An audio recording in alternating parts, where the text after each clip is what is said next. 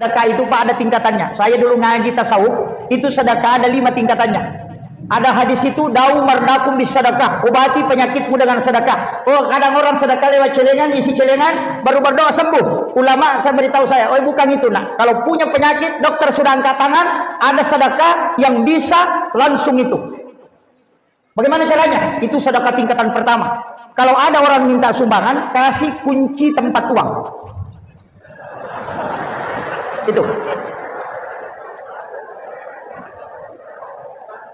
Itu agak berat. Betul Pak. Kasih pin ATM. Oh itu luar biasa. Kenapa? Orang kayanya Mesir itu yang bendahara membantu Universitas Al-Azhar Kairo Mesir. Ketika dapat waktunya mau pembelian penyaluran beasiswa, itu dia cuma serahkan kunci peti besi tempat uangnya.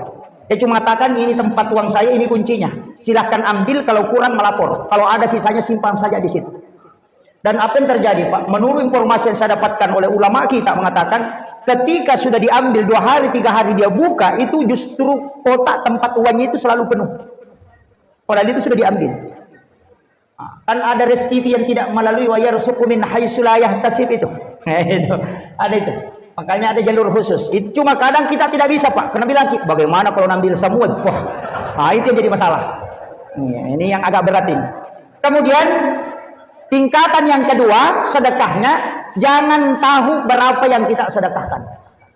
Ya kalau lalu celengannya ambil uang, jangan lihat uang berapa, masukkan. Tutup mata. Itu hadis qudsi lagi. Allah mengatakan, nigi-nigi ataku malengak dena bilangan ngak nalengae, deto bilangan upare wakangi. Itu janji Allah. Nah, kalau kita kadang ditarik uang 100 didorong lagi masuk. Nasa yang salah jepu. Jadi masalah juga itu. Itu kuncinya. Kan sebenarnya ada ulama mengatakan yang banyak itu berapa? Kalau 10.000 itu tidak banyak, karena ada 20.000. Kalau 50.000 itu tidak banyak, karena ada 100.000. Tapi yang banyak itu ketika kau sudah tidak tahu. Sama dengan zikir. Bersikirlah dengan zikir yang banyak. Kalau kau baca 10.000 kan masih ada 20.000 di atasnya.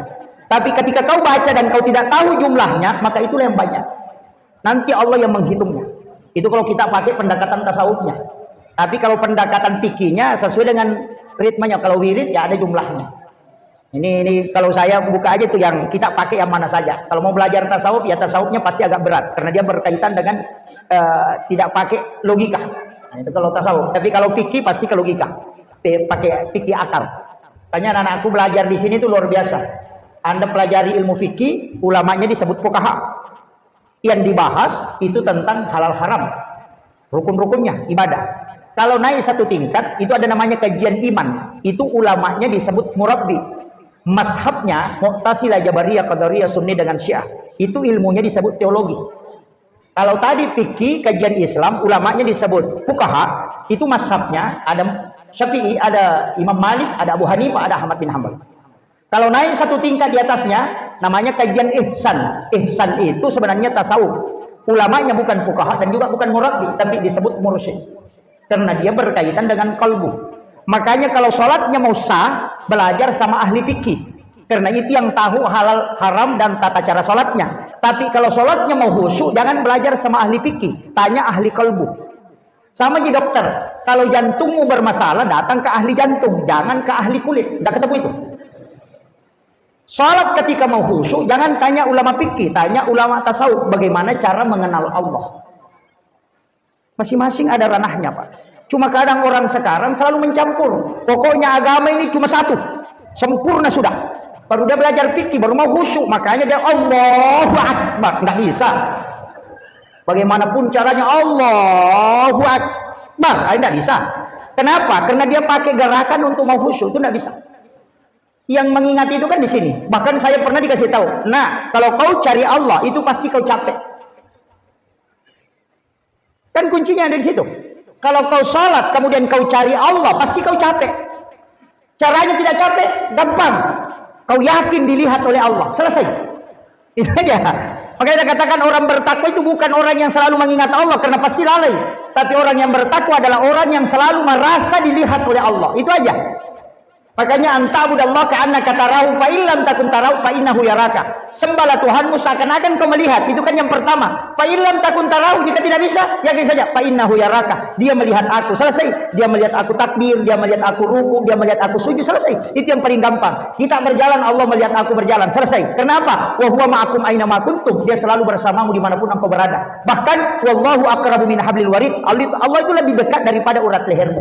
Dari situlah ulama mengatakan, jangan kau cari, tapi yakini bahwa dia melihat engkau. Sudah selesai. Ini itu aja. Sama kalau ada CCTV itu, dia melihat kita. Karena pandangan Allah tidak pernah luput. Itu aja. Kalau mau naik ke atas itu yang capek. Allah. Ulama jalan. Orang sudah baca Fatihah dia masih sibuk. Allah. Itu susah itu, Pak. Inilah yang banyak. Anak-anak ribut di belakang marah-marah. Katanya tidak khusyuk. Padahal anak-anak tidak ribut, tidak khusyuk juga. Iya. Jadi masalah juga itu. Cuma dijadikan alasan. Tapi tidak ada di sini. Ada. Kemudian saya kembali. Rasulullah itu pemegang otoritas syafaat. Cuma kadang kita keliru, Pak. Karena ada dua perintah. Yang pertama, kirimkan salam. Yang kedua, kirimkan salawat. Ini dua hal yang berbeda. Kalau mengirimkan salam, supaya kita diperhatikan langsung oleh Rasulullah. Tapi kalau mengirimkan salawat, itu supaya terkoneksi untuk syafaatnya. Kan dua hal yang berbeda. Kalau salawat, Allahumma sholli ala Muhammad wa ala Muhammad. Atau Allahumma sholli ala Sayyidina Muhammad wa ala ali Sayyidina Muhammad. Itu salawat. Kalau salam, Assalamu alayka ya Rasulullah. Assalamu alayka ya Habiballah. Assalamu alayka ya Sayyidi. Assalamu alayka ya Taha. Assalamu alayka ya Yasin. Assalamu alayka ya Ababar Ruh. Assalatu wassalamu alayka ayyuhan Nabi wa rahmatullahi wa barakatuh. Itu yang disebut salam. Kalau ingin diperhatikan langsung oleh Rasulullah, maka kirimkan salam. Tapi jika ingin mendapatkan syafaatnya, kirimkan salawat. Itu dua hal yang berbeda. Makanya ulama mengatakan, koneksikan dirimu dulu sebelum kau bersalawat. Makanya selalu pencara mengatakan, mari kita mengirimkan salam dan salawat. Tidak pernah terbalik ya. Mari kita mengirimkan salawat dan salam. Jadi sebelum kita bersalawat, salami dulu Rasulullah. Kenapa? Supaya terkoneksi. Karena Rasulullah mengatakan, siapa yang mengirimkan salam kepadaku, maka pasti aku menjawabnya. Dari situlah ulama tasawuf mengatakan, ketika mengirimkan salam kepada Rasulullah, kasih jeda. Assalamualaikum ya Rasulullah. Tunduk. Biarkan Rasulullah menjawab, baru kita melanjutkan kembali. Setelah itu baru kau kirimkan sholawat. Ini kuncinya. Salam itu koneksi langsung. Sholawat itu pakai perantara malaikat. Makanya kan ada malaikat yang diutus oleh Allah hanya untuk menyampaikan salawat kita kepada Rasulullah. Tapi ada satu malam, angka Cidiwani itu tidak pakai perantara. Malaikat tidak difungsikan ketika orang bersalawat kepada Rasulullah, itu setiap malam Jumat. Jadi ya Quran kata masalawat lako nabi takwani Jumai, itu tidak pakai perantara malaikat. Karena Rasulullah mengatakan, saya langsung mendengarnya. Itu hebatnya. Makanya Rasulullah menjanjikan, siapa yang bersalawat kepadaku 100 kali setiap malam Jumat, maka pasti dia akan mendapatkan syafaatku kala di yaumil akhir. Itu karena malam Jumat itu istimewa. Itu kalau mau dapat syafaat. Sebenarnya syafaat itu ada beberapa, Pak. Yang pertama, mimpi ketemu Rasulullah kalau mau dapat syafaat. Cuma ini orang mengatakan agak berat. Guru saya, mursyid saya mengatakan, nah, mimpi ketemu Rasulullah, kalau ada orang sudah 40 tahun umurnya, nah belum pernah sekali mimpi ketemu Rasulullah, itu rugi betul dia. Saya tanyakan, wah bukan persoalan ruginya Pak Kiai, tapi persoalan bisa atau tidak. Dia mengatakan kesalahannya bukan pada bisa atau tidak, kesalahannya dia tidak pernah memintanya. Karena tidak mungkin Rasulullah tidak mendatangi kalau dia minta. Makanya sebelum tidur itu berwudu sempurna, baru baring sebagaimana caranya Rasulullah baring, baru kirimkan salam kepada Rasulullah dan salawat, kemudian minta dia datang. Ya Rasulullah, aku rindu kepadamu. Datanglah engkau dalam mimpiku, temui aku ya Rasulullah. Aku ingin melihat wajahmu secara langsung. Nabi kalau diminta Pak, 40 hari kata ulama, insya Allah itu bisa tembus. Tapi kalau kau tidak minta, 30 tahun tidak bisa. Sama aja Pak Bupati, kalau kau tidak undang, tidak datang. Baru bilang, kenapa tidak datang? Kenapa tidak datang? Nah, kau tidak panggil. Kan begitu. Paling tidak kalau kau sudah panggil, dia panggil tapi dia tidak datang. Ada asistennya dia bawa, ada pejabat yang dia bawa. Dari pejabatnya itu bisa terkoneksi. Dari situlah biasanya orang meminta mimpi ketemu Rasulullah. Cuma dia melihat wajah seorang ulama. Maka suruh datangi ulama itu, minta ijazah supaya bisa mimpi ketemu Rasulullah. Begitu caranya. Sama di Pak Bupati yang dia utus ke sini, maka kalau mau ketemu Pak Bupati, tanya yang disuruh datang ke sini. Kan begitu. Ini saya kasih tahu jalurnya Pak. Para ulama kita di sini banyak tahu. Jadi kalau mau mimpi ketemu Rasulullah, kadang Nabi itu memperlihatkan hal yang lain. Allah bilang, oh dari jalur sini nanti ketemunya baru bisa koneksi. Ada orang mimpi ketemu ulama ini, mimpi ketemu ulama ini. Kalau begitu, datangi orang itu, minta amalannya supaya dia bisa, kita bisa juga terkoneksi. Nah, itu kuncinya. Ini anak-anakku yang di sini, saya ini Pak, alhamdulillah umur sudah 40. Saya lahir Desember 83, 1983. Jadi pas umur saya tahun ini 40. Ini kan tahun 2023. Jadi kita sebenarnya di ulama-ulama kita dulu itu aja yang diajarkan. Jangan mengatakan tidak bisa, tidak. Kau minta memang. Kalau kau tidak minta, jangan menyesal kalau dia tidak datang. Nah, itu makanya kalau mau tidur berwudu, kemudian kita meminta salami Rasulullah, kirimkan salam kepada Rasulullah, kirimkan salawat, setelah itu minta dia datang. Insya Allah Rasulullah akan mendatangi kita karena dia mendengarkan langsung. Ketika kita salami, dia dengarkan langsung dan dia menjawabnya. Itu pasti dia akan datang ke kita. Ini yang untuk anak-anakku, kalau cepat bisa melakukan itu secepat mungkin itu bisa Pak. Ulama kita mengatakan, tapi ada jalur yang kedua. Saya dikasih tahu cuma agak berat. Kalau mau mimpi ketemu Rasulullah, biar tidak kirim salawat, ada, jangan marah selama 40 hari. Lihat, aja tamacai, aja tamasusah, patapuluh sona, patapuluh nina. Ini agak berat. Ya mega tahu Pak, patapuluh akan patapuluh macai sesoh. Kenapa? Orang yang bisa menjaga emosinya itu akan berdering telinga kanannya, berdengung itu. Dan orang yang dengung telinga kanannya itu disebutkan di Malakul A'la itu namanya secara khusus, sehingga para malaikat bertasbih dan tembus ke telinganya. Dari situlah kita dilarang menutup telinga ketika telinga kanan berdengung. Kadang kita kalau berdengung telinga kanan sedikit, berkesi begini. Oh itu jadi masalah. Karena tidak paham itu. Itu orang berdengung itu sudah disebut dengan tasbihnya para malaikat. Nabi sebut nama kita langsung di hadapan para malaikat. Itu istimewa itu Pak. Dan di situ kita bisa berdoa, karena di situ doa bisa mustajab betul. Nah, bersalawat kepada Nabi kemudian minta syafaat. Kemudian kalau tidak bisa, berat Ustaz mimpi ketemu Rasulullah, itu berat. Jalur yang kedua bisa kita tempuh, baca syahadatnya ruh. Maka itu pandita syahadat pamulangi. Raditu billahi rabba wa bil islami dina wa bi Muhammadin nabiyyan wa rasulah. Ada yang menambah raditu billahi rabba wa bil islami dina wa bi Muhammadin nabiyyan wa tiba wa rasulah. Itu 3 kali atau 7 kali, itu hadis sahih. Rasulullah mewasiatkan siapa yang membaca 3 kali atau 7 kali, maka dia akan mendapatkan syafaatku kelak yaumil akhir, dan dia akan bergandengan tangan denganku masuk ke dalam surga. Surga itu. Makanya itu kuncinya. Baca aja itu kalau sudah sholat 3 kali atau 7 kali. Kalau masih tidak bisa, masih ada. Siapa yang cinta kepada surah Al-Kautsar? Hafal Al-Kautsar? Kalau tidak hafal, Inna Atayna. Kadang ada orang nggak tahu kalau nggak Al-Kautsar. Kalau bilang Inna Atayna, oh iya saya hafal itu Ustaz. Oh iya. Surah Al-Kautsar adalah surah yang diturunkan untuk menenangkan kalbunya Rasulullah ketika anak laki-lakinya bernama Ibrahim wafat, maka Allah turunkan surah ini untuk menenangkan hatinya Rasulullah. Termasuk ulama kita mengatakan apapun yang bergejolak ketika dibacakan ini pasti diam. Makanya ibu-ibu kalau mau goreng telur itu dari dulu sudah dipakai. Kalau mau goreng telur dan itu berletus minyaknya, cukup baca itu pasti tenang. Ombak yang besar itu ketika dibacakan itu pasti tenang Pak. Saya sering naik pesawat, itu kalau cuaca jelek, tempelkan tangan, itu dibaca kemudian ditempelkan tangan, minta berkahnya itu tenang itu. Anak-anak menangis tengah malam, cukup itu yang dibacakan, diletakkan di dadanya atau di ubung-ubungnya. Itu luar biasa Pak. Surah Al-Kautsar ini memang luar biasa.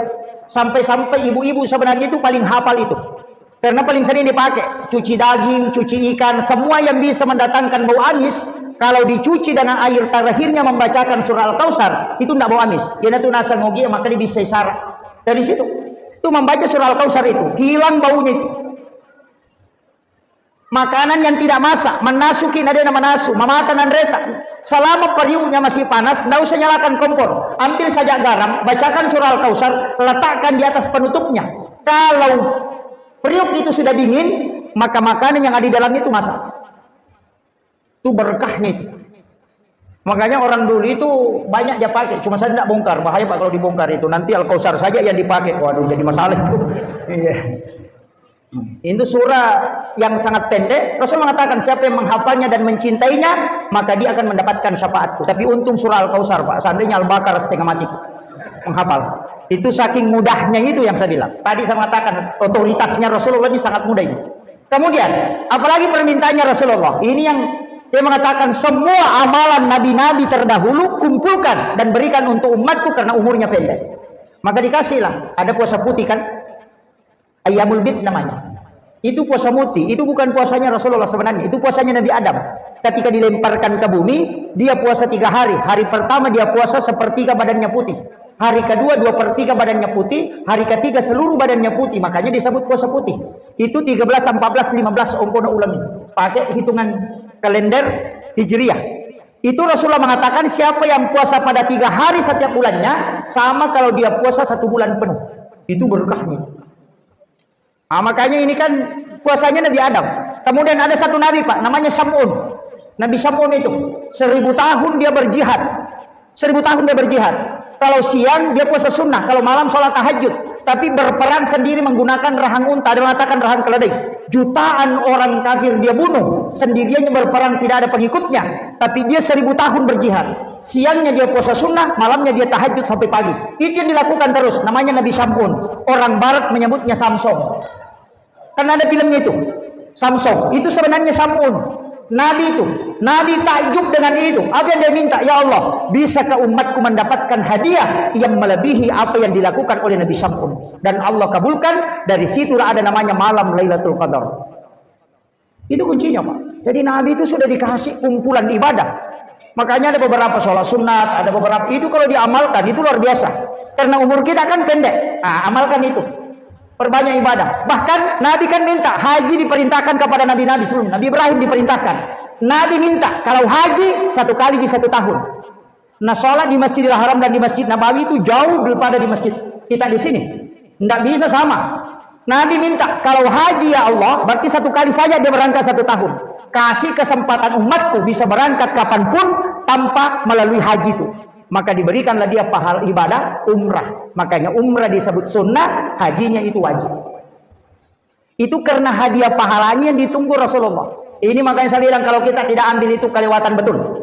Yang punya uang Pak, silahkan berangkat umrah kalau tidak bisa berangkat haji. Kalau sidrap itu mendaftar haji umum, sekarang dia daftar itu 38 tahun baru bisa berangkat. Jadi kalau anak TK didaftar, nanti S2 baru bisa berangkat. Iya. Itu kalau mengikuti jadwal itu.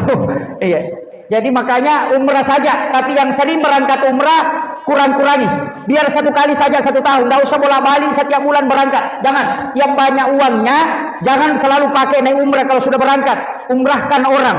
Kalau tidak mengumrahkan orang, ada kuncinya. Bangun pondok-pondok khusus yang bisa untuk tahfizul Quran dan baca kitab. Itu pahalanya tidak terputus sampai yaumil kiamah. Tapi kalau naik umrah, kalau umrahnya diterima, alhamdulillah. Kalau tidak, angkat tangan. Apalagi umrah sekarang banyak yang selfie-selfie. Tawaf baru selfie. Kita tawaf dulu deh. Tolong di like dan share. Itu jadi masalah. Tawaf itu kan sholat sunnatul masjid. Kalau di Makkah, di Masjidil Haram tidak ada sholat sunnatul masjid, yang ada tawaf. Kenapa 7 putaran? Karena 7 anggota sujud, 2 tangan, 1 kepala, 2 lutut, 2 kaki. Sa'i juga 7. Kenapa 7 itu koneksi semua? Langit 7 lapis, tanah 7 susun. Tawaf itu 7 putaran, sa'i 7 putaran. 7 hari kelahiran suruh akikah. 7 tahun itu suruh sholat. Itu koneksi semua. 14 tahun kemudian tambah 7 lagi 21 suruh menikah. Kalau dia tidak menikah sampai 28, nanti 29 itu sampai 38 baru bisa menikah. Hanya kalau ada orang tidak menikah sampai umur 28, nanti 30 lebih baru mau menikah. Nanti mendekati 40 baru mau menikah. Makanya yang sudah menikah itu di umur 40 mau menikah lagi tuh. Ini jangan heran Bu kalau suaminya 40 mau menikah lagi, itu memang muncul lagi tuh. Nah, itu ini saya kasih tahu ibu-ibu ya, jaga suami tak baik-baik Bu. Dulu itu orang cuma curi sandal, curi emas. Sekarang ada pencuri suami. Iya. Iya, megan itu pengalakan mah kokoan. Utamanya rojanda TikTok Iya, yang selalu goyang-goyang begini. Aku pengen dimanja. Masuk ke dalam kamar pakai celana pendek, pakai baju pendek, baru mutar-mutar goyang-goyang kayak ular. Itu yang bahaya. Itu yang bikin error otaknya laki-laki. Hanya jaga baik-baik suami. Ada doanya itu, Bismillahi ala nafsi wa mali wa ahli, dibaca 7 kali kalau maghrib, 7 kali kalau subuh. Insya Allah Rasulullah mengajarkan baca 7 kali supaya keluargamu aman. Itu aja, Bismillahi ala nafsi wa mali wa ahli. Hafal ya? Alhamdulillah kalau sudah hafal. Itu pendek sekali, Bismillahi ala nafsi wa mali wa ahli. Serahkan kepada Allah dan Rasulnya. Kemudian saya tahu begini, jalur masuk surga itu kan ada syafaat. Syafaat itu ada syafaat karena Al-Quran, ada syafaat karena Rasulullah. Rasulullah pun terbagi, ada syafaat umum, ada syafaat dari anak perempuan. Bahkan siapa yang meninggalkan 2 anak perempuan ada, ibunya tidak ditu. Oh, itu syafaat.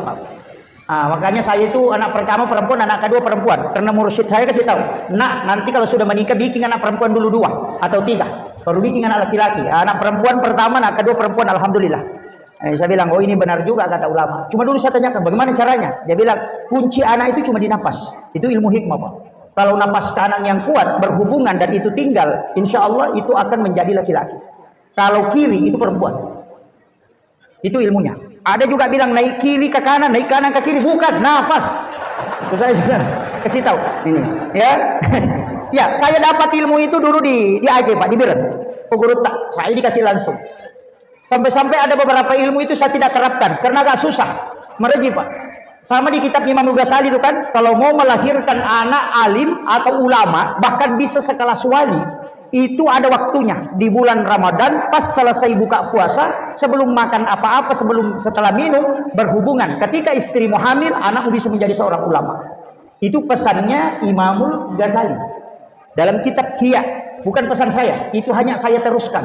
Kemarin ada yang komen di Facebook itu saya lihat, Pak Ustaz, bagaimana caranya ini? Kenapa bisa saya bilang begitu? Bagaimana caranya kita mau sholat maghrib? Ya terserah kamu. Saya cuma sampaikan pendapat ulama. Makanya saya itu ceramah, Pak, tidak pernah sampaikan pendapat pribadi. Kenapa? Kalau orang protes saya bilang protes ulamanya. Jangan protes saya, karena saya itu hanya menyampaikan yang disampaikan ulama. Kau mau sepakat atau tidak sepakat bukan urusan saya. Makanya saya ini hutaba bukan ulama. Ulama itu Imamul Ghazali. Kalau saya hutaba itu penyampai. Saya ini cuma televisi, Pak. Ya, kalau ngomong Syafi'i begini, saya sampaikan ini pendapat Syafi'i. Ngomong Imam Malik begini, saya sampaikan ini pendapat Imam Malik. Nanti kalau diprotes dari kemudian sama malaikat, kenapa bilang begitu? Saya bilang, itu Imam Syafi'i bilang, pergi tanya mantan Syafi'i sana, jangan tanya. Itu aman saya itu, Pak. Iya, kalau saya keluarkan pendapat menurut saya, oh pasti disuruh tunggu, duduk di sini dulu, kemudian diri dulu. Jangan dulu langsung masuk, kau harus diadili. Makanya masuk surga itu bisa melalui syafaat para ulama. Makanya saya itu bertengger di mana? Bertawassul ke Hadratus Syekh Hasyim Asy'ari, karena dia adalah waliullah. Kalau nanti kelompoknya Hadratus Syekh dipanggil, bisa ikut situ nebeng. Ada yang dari Sulawesi Barat sini, yang di Campelagian ini, kita bertengger ke ulama kita. Ada Kiai Haji Muhammad Tahir di Malapio, itu wali waliullah yang sangat masyhur, dan itu diakui hampir seluruh dunia. Kenapa? Karena dia punya makam yang sangat tinggi. Guru itu bertengger ke situ, bertawassul ke situ, karena ada jalurnya ke situ. Karena kalau kita mau masuk surga pakai amal kita, oh enggak bisa, Pak. Sholatnya cuma 5 menit, itu pun kejeli-jeli kepalanya bagi Allah. Bagaimana? Sholat 5 menit, gosipnya setengah jam, bangkrut itu 25 menit, Pak. Tak bisa. Ya, makanya ulama dari dulu selalu bertawassul. Majelis listrik, karena kita tidak punya listrik sendiri, gandengkan sama listrik yang ada, tempel ke situ, cantol di situ supaya kita bisa terkoneksi. Karena ada orang masuk surga itu karena syafaat para ulama. Maka ziarahilah dan datangilah semua ulama yang kita kenal, karena boleh jadi di antara mereka ada salah satu yang menggandeng tanganmu masuk ke dalam surga. Itu wasiat Suryat Datuk Kalampayan ketika saya berziarah dengan beliau. Dia wasiatkan, anakku, dimanapun kau berada, kalau ada makam para ulama atau ulama itu masih hidup, datangi dia, minta dia mendoakan kamu, karena tidak tahu, boleh jadi salah satu di antara mereka ada yang menggandeng tanganmu kala untuk masuk ke dalam surga. Oh, itu luar biasa, Pak. Saya itu enggak, kalau masuk ke ini, oh ini ada ulama, sini ada makam, saya singgah. Cuma kadang kita keliru kalau ke makam, kita tawassul, minta langsung, jangan. Doakan. Allah itu berdoa, ya Allah,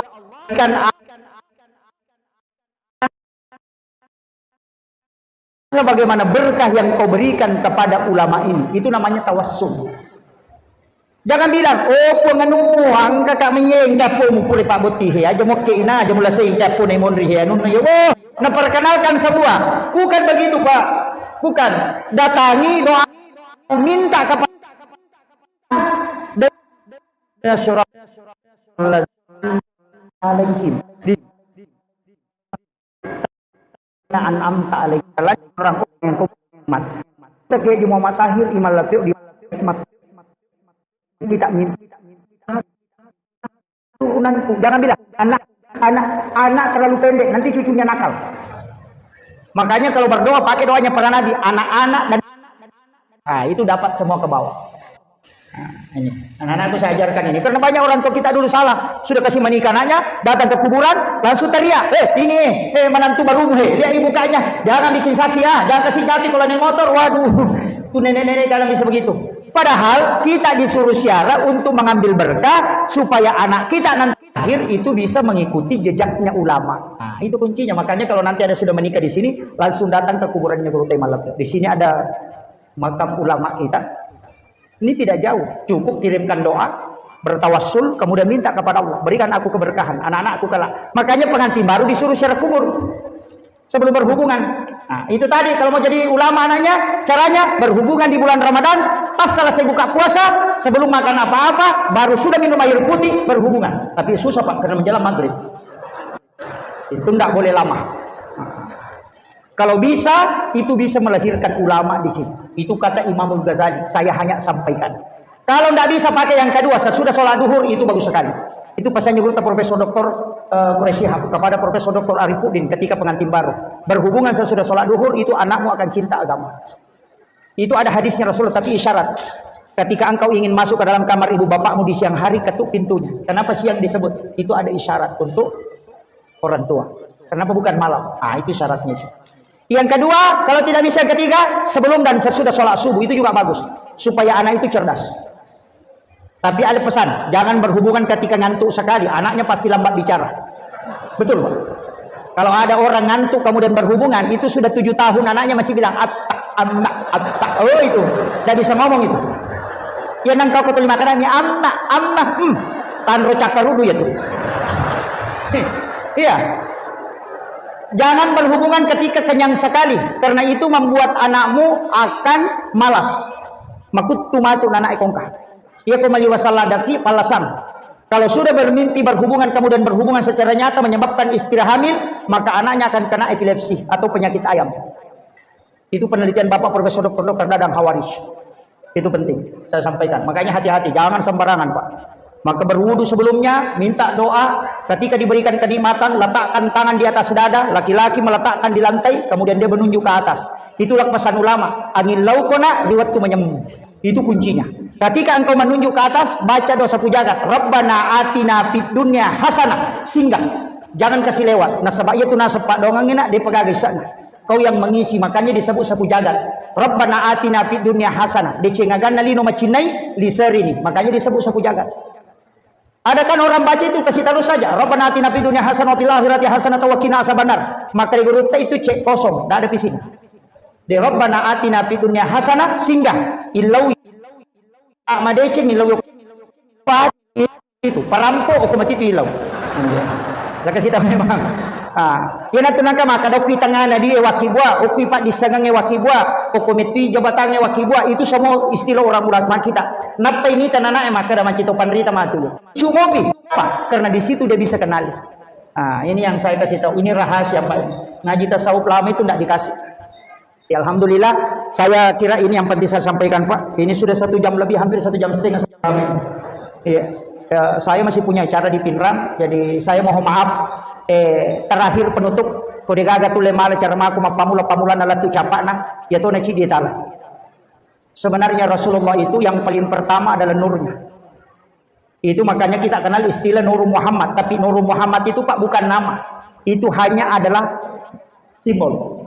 Karena Nur Muhammad itu namanya adalah Ahmad. Ahmad itu yang memancarkan cahaya, disebutlah Nur Muhammad. Kenapa dia Ahmad? Karena dia melekat semua. Ahmad itu kan sholat juga. Berdiri huruf alif, ruku huruf ha, sujud huruf mim, duduk huruf dal. Makanya tulisannya Ahmad. Jasad kita kan juga dari 4 unsur. Api, angin, air, tanah. Api simbolnya berdiri, angin simbolnya ruku, air simbolnya sujud, tanah simbolnya duduk. Makanya tulisannya juga adalah Ahmad. Dari situlah sehingga mengatakan likulli syai'in min nuri Muhammad. Segala sesuatu itu dari nurnya Muhammad. Karena Nur Muhammad itu nama aslinya adalah Ahmad. Cuma dia punya pancaran, disebutlah dia Nur Muhammad. Setiap pancarannya itu masuk ke semua benda. Jadi ada masuk ke telur, masuk ke ini, masuk semua. Termasuk ke diri kita, masuk disebutlah rahasia. Sikirnya adalah Allah. Nah, di tubuh kita kan ada jasad, ada ruh, ada rahasia, ada nafas. Ada 4 yang kita zikir itu. Aja na sikiri na cidin. Apa na lagi pengala ta'ala pandremana ngeropai. Nah, itulah sehingga mengatakan sikir watah kale, sikiri na napasae, sikiri na rahasia, kemudian sikirnya ruh. Makanya ada 4 karena memang kita dikasih 4. Saya tidak terlalu membahas jauh itu. Tapi intinya Nur Muhammad salawatnya disebut salawat Jibril. Makanya dipakai sallallahu ala Muhammad. Itu bentuknya fi'il madhi, bukan fi'il mudhari. Yang fi'il mudhari Allahumma sholli, yang fi'il madhinya sallallahu. Kenapa? Karena sebelum jasadnya Nabi Rasulullah diciptakan, ruhnya sudah diciptakan. Sehingga ruhnya yang disolawati, nurnya ini disebutlah salawat bentuk fi'il madhi. Karena belum ada jasadnya, dia sudah disolawati. Salawat kepada nurnya disebut salawat Jibril. Pakai sallallahu ala Muhammad. Nah, makanya pakai itu. Makanya kalau mahalul qiyam kita pakai sallallahu ala Muhammad. Itu karena nurnya hadir. Bagaimana caranya menghadirkan? Gampang, karena terkoneksi langsung. Semua benda di situ dia ada nurnya. Ah, sama aja dengan video call, koneksikan langsung muncul. Sama gitu, Pak. Tidak jauh beda. Ulama kita dulu paham video call itu sebelum ada video call. Cuma nak belakangan itu video call tapi dia tidak tahu hakikatnya.